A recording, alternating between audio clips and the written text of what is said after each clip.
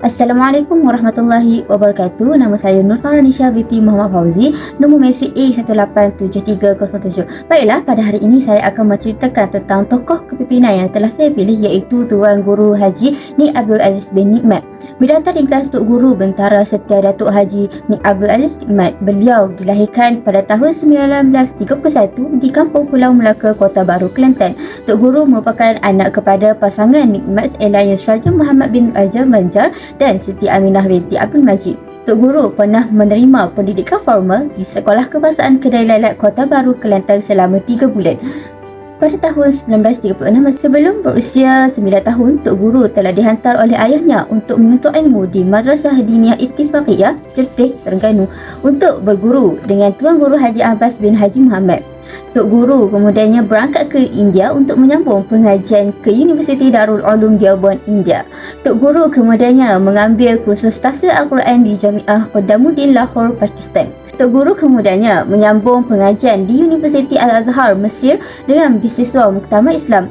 Tok Guru lulus ijazah sarjana perundangan Islam juga dalam tempoh 2 tahun.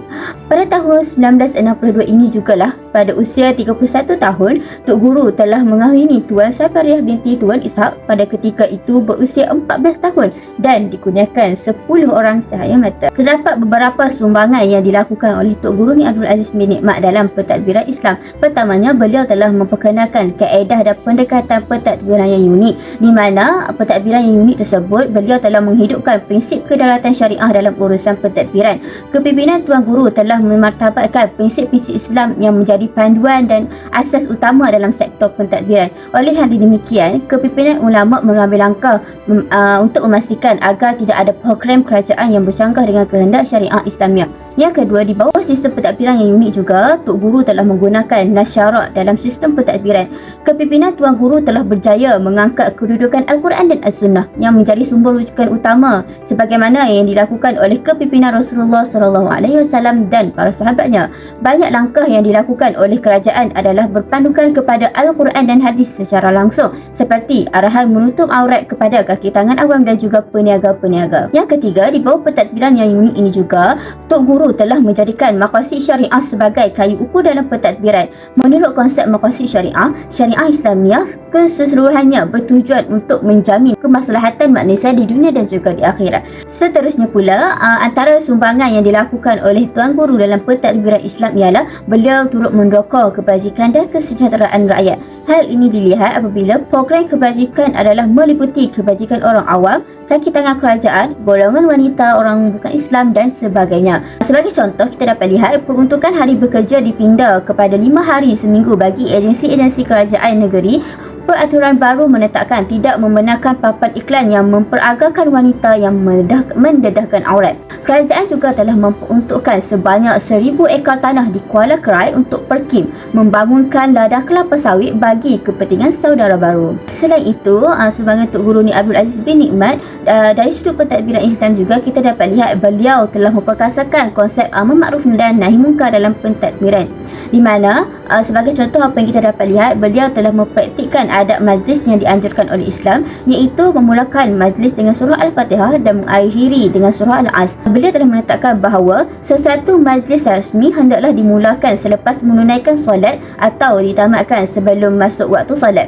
Seterusnya, arahan untuk menguatkuasakan pakaian menutup aurat bagi anggota perkhidmatan awam semasa bertugas telah dikeluarkan oleh Kerajaan Negeri Kelantan. Daripada itu juga, tindakan tegas akan diambil kepada mana-mana premis, termasuk menarik balik lesen-lesen premis perniagaan sekiranya didapati pekerja-pekerja tidak mematuhi peraturan menutup aurat yang telah ditetapkan. Dari sudut nahi mungkar pula, Tok Guru Nik Abdul Aziz bin Nikmat telah menguatkuasakan untuk menghentikan kegiatan kelab malam di negeri tersebut. Kegiatan kelab malam sebenarnya bercanggah dengan kehendak Islam kerana ianya melibatkan pergaulan bebas, minuman keras, pendedahan aurat, pembaziran wang dan sebagainya. Oleh itu, kerajaan negeri telah mengambil inisiatif untuk menutup ruang bertambahnya maksiat yang dapat membahayakan generasi muda dan generasi pada masa hadapan. Dalam pada itu juga, apa yang kita dapat lihat sumbangan Tok Guru dalam pentadbiran Islam ialah beliau mengamalkan kesederhanaan dalam pentadbiran, di mana kesederhanaan di sini bermaksud kerajaan menerima apa-apa sahaja yang baik yang berjalan sebelum itu dan menyelaraskan apa-apa yang bercanggah dengan prinsip Islam. Dengan kata lain, kerajaan tidak memusuhi norma dan budaya yang sesuai dengan ajaran Islam. Sebagai contoh, apa yang kita dapat lihat, kesederhanaan Tok Guru dalam pentadbiran ialah beliau telah menyelaraskan aktiviti-aktiviti kebudayaan dan kesenian mengikut prinsip-prinsip Islam. Yang terakhir sekali, sumbangan Tok Guru dalam sudut pentadbiran Islam ialah beliau telah memperkenalkan aliran tahfiz dan sains tahfiz dalam pendidikan Islam. Hal ini kita dapat lihat bagi pengajian aliran tahfiz Al-Quran dan Al-Quran ini telah mula beroperasi Pulau Condong, Macang yang bermatlamat untuk melahirkan ulama dan para hufaz yang mampu memahami isi kandungan Al-Quran dan menjadi tempat rujuk untuk masyarakat. Dalam pada itu juga, bagi mencapai hasrat melahirkan golongan profesional yang mahir dalam dan menghafaz Al-Quran pula, Tok Guru telah memperkenalkan satu aliran tahfiz sains sehingga menjadi rebutan para ibu bapa untuk menghantar anak-anak mereka mengikuti pengajian tersebut. Diharapkan agar tokoh kepimpinan Tok Guru dapat dijadikan sebagai role model kepada pemimpin-pemimpin di luar sana, kerana kita amat memerlukan pemimpin yang berpegang teguh dengan prinsip-prinsip Islam. Segala konsep pentadbiran yang diperkenalkan oleh Tuan Guru Ni Aziz perlu diterapkan dalam model pentadbiran pada masa kini agar dapat selari dengan pentadbiran yang digariskan dalam Islam. Secara keseluruhannya, kepimpinan Tuan Guru Ni Aziz di Kelantan menjadi satu institusi politik Islam yang disegani dan melakar sejarah tersendiri dalam pentadbiran dan politik kerana berjaya membangunkan Islam dan memberikan khidmat kepada rakyat negeri Kelantan selama lebih 20 tahun. Sekian, Assalamualaikum warahmatullahi wabarakatuh.